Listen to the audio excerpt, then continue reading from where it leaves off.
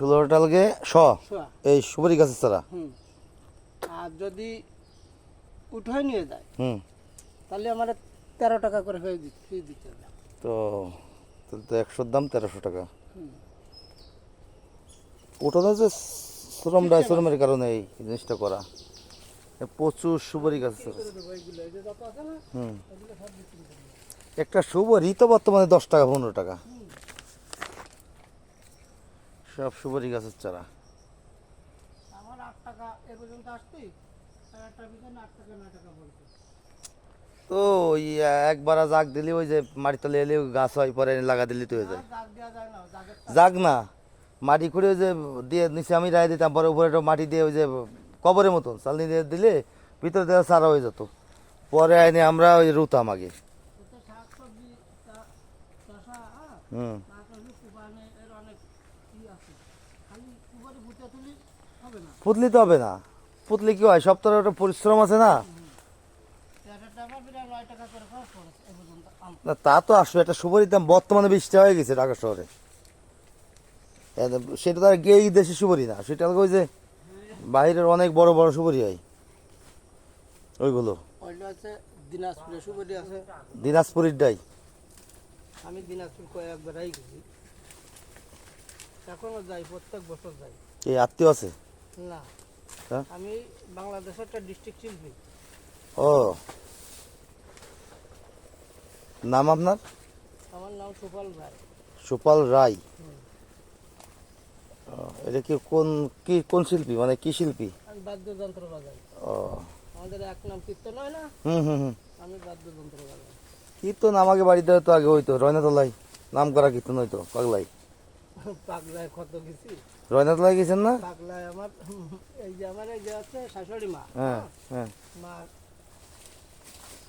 মারা 5 জন আছে পাগলায়। ও মা, পাগলায় কেটে আছে তো আপনার?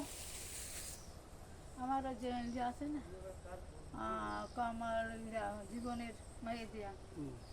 নন্দর আছে না, নন্দর বার মাস্টারি করে। কোন পাগলা? হ্যাঁ কোন পাগলা গ্রাম? পাগলা ফকিরাট 7টা পাগলা দেয়া গ্রাম। হ্যাঁ। একটা পাগলা না 7টা পাগলা, না কোন পাগলা গান? মুড়ো গাছ, মুড়োগাছা মুড়োগাছা পাগলা। মানে রোদ দিয়া কমল আছে না, ওই যে বড়দের দাসপাড়ায় না নাথপাড়ায়? নাথ পড়ে কমল বড়দের কাজটা করে বড় হ্যাঁ ওই হলো আমার নিন্দে লাগাবো নিবা? কমল শ্যামল লাগাই দেবো।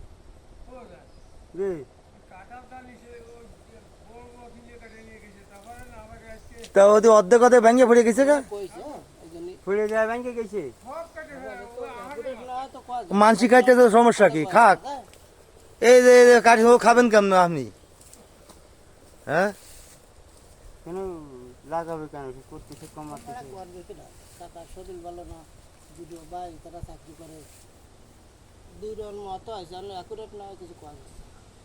তারপরে মতো আছে যে জামাই তুমি এইসব দেখাশোনা করবা আর ওই বেড়ি দিয়ে তুমি কলা গাছ গাঁজা কই তুমি করবা। তুমি উইরে ফুকায় না আনে কলা গাছের সময় ওই বেড়ে দিয়ে যে খাট।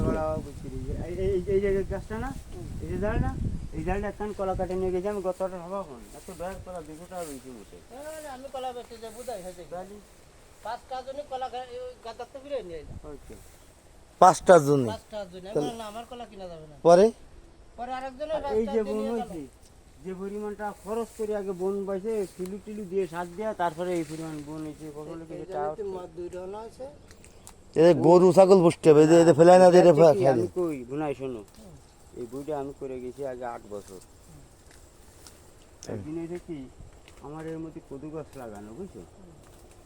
এই খণ্ড ধুন্দুল লাগানো এলো 5 বছর আগের কথা, 6 বছর চলতেছে। এই কদু গাছ লাগানো এই খণ্ড এই পর্যন্ত, এইবার আগামাতা কদু গাছ লাগানো, শাক কদু, আর এই খণ্ডে ধুন্দুল লাগানো। এখন আমার এই কদু গাছের দুগায় কেবল ফুল আইছে, মানে ওই দুগা কেবল কাটা বাপ ধরেছে, শাক ব্যস্ত হয়ে, বুঝছো? এখন আমার বইবারে আমার কয় ভাই বউ আছে, এইবারে কয় বউ আছে, আইসো সব ওর মধ্যে দুগা গুনুন ফাড়ায় দেওয়া, শীতকালের সময় ভাঙে ছুটে থুয়ে যায়, আর শাক তুলে নিয়ে যায়, আর রাজা আসে নিয়ে আসে, এর মধ্যে গাছটা আছে। এই ক্ষেত কামারের মধ্যে এগুলো কোনো কাজের কথা নাই। গরু খায় লাগবে না, বুঝতে আসবে কি কালকে দিলাম গরু নিয়ে আইবি। গরু নিয়ে কি দেয়